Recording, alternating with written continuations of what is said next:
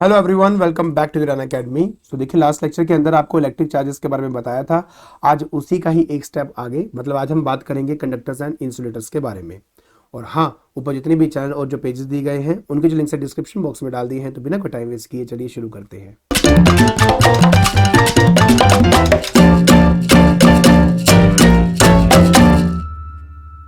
तो देखिए, आपके मन में आ रहा होगा कि कंडक्टर्स एंड इंसुलेटर तो पता नहीं हम कब से पढ़ते आ रहे हैं, तो इसमें कौन सी बड़ी बात आप बताएंगे, कौन सी अलग चीज़ आप बताएंगे। अब एक बार वीडियो एंड तक तो देखें, तो शायद आपको वो कुछ अलग चीज़ समझ में आ जाए कि मैं क्या बताने वाला हूँ इस टॉपिक के अंदर। देखिए, बात है कंडक्टर्स एंड इंसुलेटर्स की। बात है, पहले हम ऐसे कंडक्टर्स के बारे में बात करते हैं। चलिए, कंडक्टर्स के बारे में बात करते हैं। बड़ा कंडक्टर्स क्या होते हैं? कहते हैं कि दीज आर दो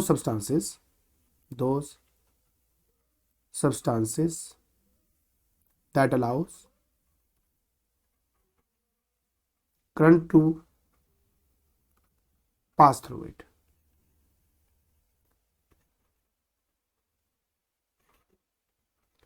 ठीक है, वो सब्सटेंसेस जो करंट या इलेक्ट्रिसिटी को पास करने के लिए अलाउ कर देते हैं उनको हम बोलते हैं कंडक्टर्स। सर साथ ही साथ इसको भी मैं बता देता हूँ इंसुलेटर्स के बारे में, फिर इनकी डिटेलिंग बताता हूँ। इंसुलेटर्स, तो इंसुलेटर्स में वही कहा जाएगा कि बेटा दो सब्सटेंसेस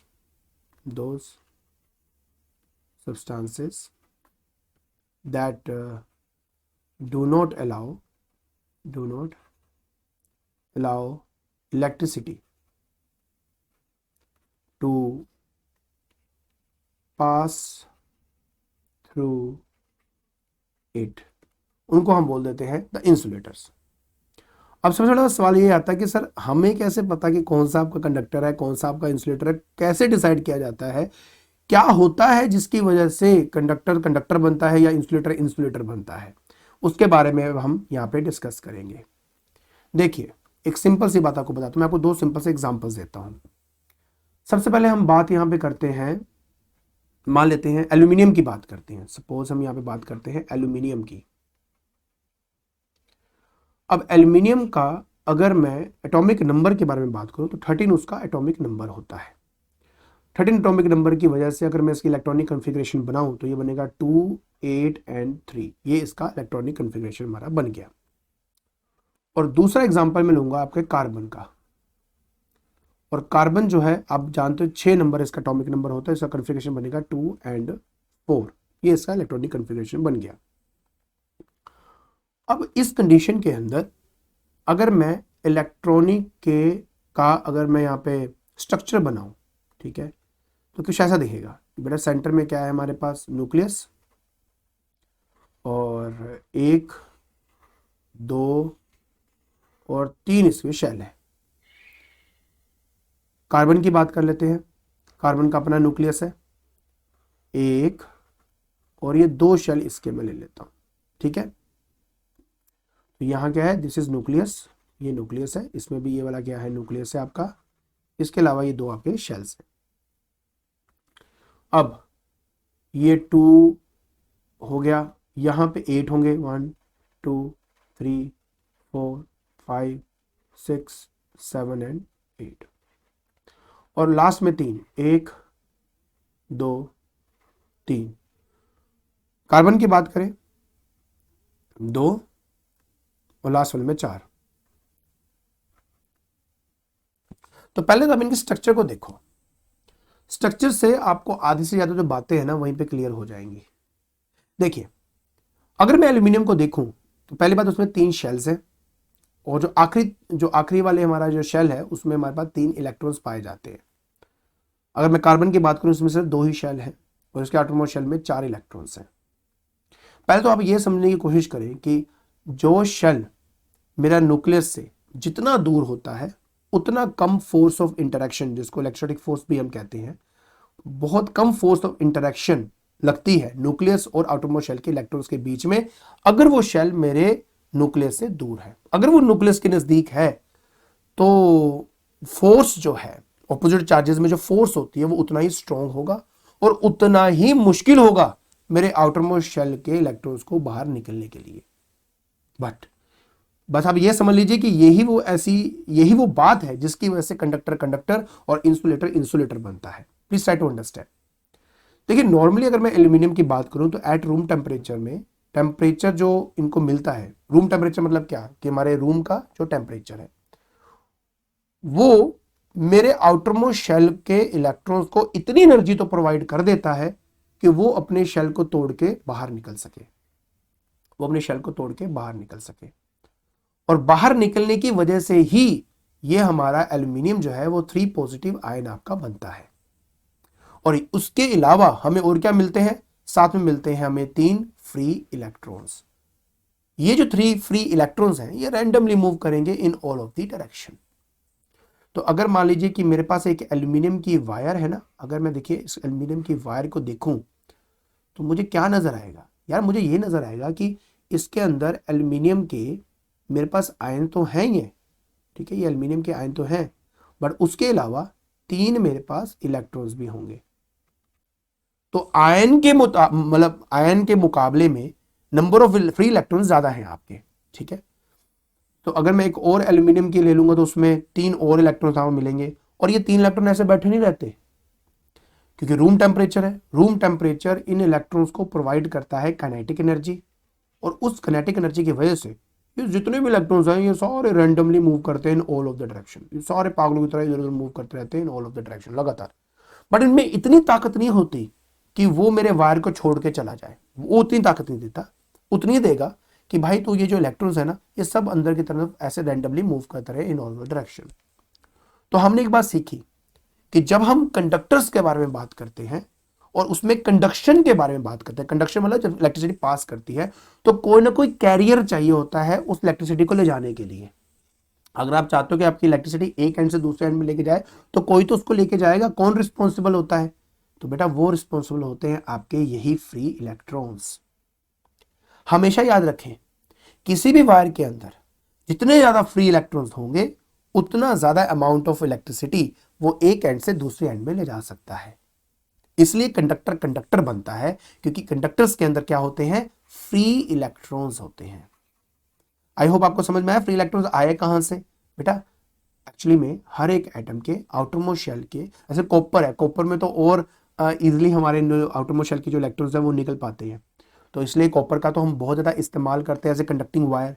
क्योंकि कॉपर के केस के अंदर आउटरमोस्ट शेल में 2 इलेक्ट्रॉन्स अगर मैं निकाल दूँ उसके, तो 2 इलेक्ट्रॉन निकालने की वजह से मुझे मिलता है Cu2 पॉजिटिव आयन, साथ में उसके 2 फ्री इलेक्ट्रॉन्स मिलते हैं। और कॉपर के केस में इलेक्ट्रॉन निकालना ज़्यादा आसान होता है बिकॉज उसके जो शेल है वो मेरे न्यूक्लियस से थोड़ा दूर होता है, तो इसलिए और थोड़ा दूर होता है जिसकी वजह से हम उसको और आसानी से निकाल पाते हैं, ठीक है। तो जितना शेल मेरे मतलब न्यूक्लियस से दूर होगा उतना ही इजिली मैं आउटरमोस्ट शेल के इलेक्ट्रॉन्स को निकाल सकता हूँ, और जितने ही आउटरमोस्ट शेल के इलेक्ट्रॉन निकले होंगे उतना ज़्यादा, मतलब आप समझ सकते हो ये मेरे एज ए कैरियर है, उतना ही ज़्यादा इलेक्ट्रिसिटी को वो ट्रांसफर कर सकते हैं एक एंड से दूसरे एंड के अंदर। अब हम कार्बन की बात कर लेते हैं। अब कार्बन की सबसे बड़ी प्रॉब्लम क्या है, पहली बात तो ये साइज में बहुत छोटा है। क्यों भाई, अगर आप ध्यान से देखो न्यूक्लियस है, ये मेरे आउटरमोस्ट शेल के 4 इलेक्ट्रॉन्स है, न्यूक्लियस का इन इलेक्ट्रॉन्स में इतना ज्यादा इंपैक्ट है कि ये इसको अपनी तरफ खींचेगा, ये खींचेगा, ये खींचेगा, ये खींचेगा, और खींचने की वजह से मेरे एटम को छोटा कर देगा। पहली बात तो साइज छोटा होता है इसका, पहली बात। दूसरी बात, क्योंकि ये न्यूक्लियस के नजदीक है, और क्योंकि न्यूक्लियस के नजदीक है तो इन इलेक्ट्रॉन्स को रूम टेम्परेचर देकर निकालना इतनी आसान बात नहीं है। तो इन इलेक्ट्रॉन्स को, क्योंकि ये है under the influence of your nucleus, इनको कहा जाता है बाउंड इलेक्ट्रॉन्स, बाउंड इलेक्ट्रॉन्स। और इन बाउंड इलेक्ट्रॉन्स की वजह से ही, क्योंकि अब बाउंड इलेक्ट्रॉन्स को मतलब वो जो बाउंडेड है, वो जो निकल नहीं सकते, जो फ्रीली मूव नहीं कर रहे मेरे इस वायर के अंदर, तो इसी वजह से ही अगर मैं मान लीजिए एक कार्बन का वायर लेता हूं, कार्बन वायर लेता हूं, तो मुझे इसमें कोई फ्री इलेक्ट्रॉन मिलते ही नहीं है। मिलेगा तो एक आधा बहुत हाई टेम्परेचर देने की वजह से, तो मतलब फ्री इलेक्ट्रॉन नाम की कोई चीज ही नहीं है इसमें। और क्योंकि इसमें कोई फ्री इलेक्ट्रॉन के नाम की चीज ही नहीं है, तो आपको क्या लगता है कि इलेक्ट्रिसिटी कैसे जाएगी, जा ही नहीं पाएगी, ठीक है ना। आपको एक बात समझनी पड़ेगी बेटा, मान लो बीच में आपका एक मतलब रिवर फ्लो कर रहा है, और यहां से एक पर्सन ने मान लो यहां से यहां जाना है, तो रास्ते में एक नाव है, वो नाव उस पर्सन को यहां से यहां लेके जाता है। अगर ये नाव ही नहीं है तो पर्सन तैर के तो जाने से रहा, क्योंकि ये नहीं पहुंच पाएगा दूसरे एंड में। मैं जस्ट आपको एक सिंपल एग्जांपल समझाने के लिए बता रहा हूँ। अब ये मत कहना कि सब तैर के चले जाएगा, ये मैं जस्ट एग्जांपल के तौर पे बता रहा हूँ आपको। तो कहने का मतलब सिर्फ इतना है कि अगर आपके करंट को मूव कराना है एक एंड से दूसरे एंड के अंदर, तो जो रिस्पॉन्सिबल होता है, जो लेके जाता है इलेक्ट्रिसिटी को, वो आपके इलेक्ट्रॉन्स होते हैं। इसमें तो फ्री इलेक्ट्रॉन्स मिल पा रहे हैं क्योंकि भाई आउटर मोस्ट शेल के इलेक्ट्रॉन्स मेरे सेंटर से दूर है, तो वहां पे एनर्जी दी नहीं कि इलेक्ट्रॉन निकालना नहीं और वो फ्रीली मूव करने लग जाएंगे इनसाइड द वायर। लेकिन अगर मैं इसकी बात कर रहा हूं तो इस कंडीशन के अंदर इलेक्ट्रॉन्स जो है वो मेरे न्यूक्लियस के नजदीक होने की वजह से बाउंड स्टेट के अंदर होते हैं, वो निकल नहीं पाते हैं। और क्योंकि वो निकल नहीं पाते हैं तो कंडक्शन कहां से होगी? इसी वजह से इंसुलेटर इंसुलेटर बनता है, क्योंकि वो अलाउ नहीं करता इलेक्ट्रिसिटी को पास थ्रू करने के लिए। सो आई होप आपको ये समझ में आया होगा कि यहाँ पे क्या बातें चल रही है। अब जो हमारे चार्जेस बेटा बने हैं, देखिए मैं आपको बता दूं कि हमारे जो इलेक्ट्रिसिटी हम आगे पढ़ेंगे, वैसे तो हम जो यहाँ पे इलेक्ट्रिसिटी की बात कर रहे हैं, हमारे यहाँ पे दो तरह की इलेक्ट्रिसिटी बेटा स्टडी करेंगे। एक होगा स्टैटिक इलेक्ट्रिसिटी, एक होता है बेटा हमारे पास डायनामिक, जिसको करंट इलेक्ट्रिसिटी का हमने नाम दिया है, करंट इलेक्ट्रिसिटी का नाम दिया है। हमने बेसिकली इसको स्टडी करना है यहाँ पे, बट मैं इसके बारे में थोड़ा बता दूं। तो अगर आपको याद होगा, मैंने कहा था कि ग्लास रोड है और उसको सिल्क के साथ मैंने रब किया, तो याद है मैंने क्या कहा था, जब सिल्क के साथ रब करते हो तो एक में से इलेक्ट्रॉन निकल के दूसरे में ट्रांसफर होता है, जिसकी वजह से एक में पॉजिटिव और एक में नेगेटिव चार्ज बन जाता है। अब किसी बॉडी में पॉजिटिव और किसी बॉडी में नेगेटिव है, क्योंकि वो फ्लो नहीं कर रहे, मूव नहीं कर रहे, जिसकी वजह से हम कह सकते हैं कि वो क्या है, चार्जेस आपके रेस्ट पे हैं, और रेस्ट को ही कहा जाता है स्टैटिक। इसलिए जो इलेक्ट्रिसिटी इन स्टैटिक चार्जेस की वजह से मिलती है, उनको हम स्टैटिक इलेक्ट्रिसिटी का नाम देते हैं। अब बोलेंगे इलेक्ट्रिसिटी सर कैसे? आपने कभी चीज गौर करी है कि कभी कभार आप जैसे वुलन क्लॉथ डाले हो, और वुलन क्लॉथ जब आप निकालते हो तो उसमें चट चट की आवाज आती है, या कभी कभार आपने डोर के हैंडल को हाथ लगाया हो या गाड़ी के हैंडल को हाथ लगाया, आपको एकदम से करंट सा फील हुआ हो, या किसी पर्सन को हाथ लगाते हो तो स्पार्क सा प्रोड्यूस होता है, वो इसी स्टैटिक इलेक्ट्रिसिटी की वजह से होता है। क्यों? जैसे मान लो पर्सन है, किसी ना किसी वजह से पर्सन में बहुत सारे चार्जेस एक्यूमुलेट हो चुके हैं, मतलब किसी ना कोई कई सारे रीजन होते हैं। अब दूसरा पर्सन जो है उसने जमीन में पैर रखा हुआ और उसको हाथ लगाएगा, तो ये चार्जेस एकदम से फ्लो होने लग जाते हैं उस बॉडी के थ्रू और स्पार्क प्रोड्यूस हो जाता है। तो ये है स्टैटिक इलेक्ट्रिसिटी। करंट इलेक्ट्रिसिटी क्या है? करंट इलेक्ट्रिसिटी के अंदर हम एक्चुअली में, क्योंकि मैंने कहा ना कि हम कंडक्टर्स का इस्तेमाल करते हैं, कंडक्टर्स के अंदर होते हैं फ्री इलेक्ट्रॉन, ये सारे के सारे रैंडमली मूव कर रहे हैं in all of the direction, है ना। हम क्या करते हैं, इसके अंदर एक एक्सटर्नल सोर्स मतलब एक सेल को लगाते हैं, और सेल को जैसे हम इसमें लगाएंगे, पता क्या होता है, ये जितने भी इलेक्ट्रॉन्स हैं, इन सभी इलेक्ट्रॉन्स के ऊपर फोर्स एक्सपीरियंस होता है। क्यों? क्योंकि इसके अंदर एक फील्ड जनरेट होती है, जिसको इलेक्ट्रिक फील्ड कहते हैं। आपको पढ़ने की जरूरत नहीं, मैं आपको सिर्फ समझा रहा हूं और कुछ नहीं है, नहीं पढ़ना वो आपकी मर्जी है, ये चीज को बता रहा हूं। तो इसमें क्या होता है, इलेक्ट्रिक फील्ड जनरेट होती है, उस इलेक्ट्रिक फील्ड की वजह से हर एक इलेक्ट्रॉन के ऊपर फोर्स एक्ट करती है, और वो उन इलेक्ट्रॉन्स को मजबूर करती है एक एंड से दूसरे एंड में जाने के लिए। तो जब हम सभी इलेक्ट्रॉन्स को एक एंड की तरफ लेके चलते हैं, तो उससे बनता है करंट इलेक्ट्रिसिटी, उससे प्रोड्यूस होता है करंट, उससे बनता है करंट आपका। तो जब हम इन सभी इलेक्ट्रॉन्स को एक पर्टिकुलर डायरेक्शन में मूव कराएंगे, तो किसकी इन्फ्लुएंस में? इस सेल या बैटरी की इन्फ्लुएंस, क्योंकि बैटरी क्या प्रोवाइड करती है, पोटेंशियल डिफरेंस में मैं आगे जाके नेक्स्ट जो आपका लेक्चर अपलोड करूंगा उसमें डिटेलिंग बताऊंगा। बट ये क्या करता है, एक फील्ड जनरेट कर देता है, उस फील्ड की वजह से सारे इलेक्ट्रॉन्स को फोर्सेज मिलती है, और सारी एक्सेलरेट करती है एक वन पर्टिकुलर डायरेक्शन के अंदर, और जिसकी वजह से इस वायर के अंदर कॉन्स्टिट्यूट होता है आपका करंट, और ये होगा करंट इलेक्ट्रिसिटी। तो दो तरह की इलेक्ट्रिसिटी हम पढ़ते हैं, स्टैटिक एंड डायनामिक। स्टैटिक मतलब जब चार्जेस रेस्ट में हो, और चार्जेस जब मोशन में आ जाए, तो उस तरह की इलेक्ट्रिसिटी को हम करंट इलेक्ट्रिसिटी का नाम देते हैं। सो आई होप आपको समझ में आया होगा कंडक्टर इंसुलेटर क्यों होता है, कैसे। हाँ, अगर आपके मन में अभी भी आ रहा है सर कार्बन तो आपने एग्जाम्पल दिया था, बट कार्बन में तो ग्रेफाइट भी तो होता है जिसके अंदर कंडक्शन होती है। बेटा ग्रेफाइट का जो स्ट्रक्चर है, उस स्ट्रक्चर की वजह से उसमें हमारे फ्री इलेक्ट्रॉन्स मिल पाते हैं। आपने पढ़ा होगा बेटा टू डायमेंशनल, मैं आपको जस्ट नॉर्मल वे में समझाता हूँ। जैसे कार्बन होता है, कार्बन जो होता है ना, कार्बन के 4 आटोमर इलेक्ट्रॉन होते हैं, ठीक है। अब वो क्या करता है कि एक कार्बन इससे, एक कार्बन इससे, एक कार्बन इससे लगा लिया, ठीक है। नीचे एक और लेयर होती है, उस लेयर के कार्बन के साथ एक वीक फोर्स के साथ ये इंटैक्ट में होता है, और इसी वीक फोर्स के टूटने की वजह से या वीक बॉन्ड टूटने की वजह से आपको फ्री इलेक्ट्रॉन्स मिल जाते हैं।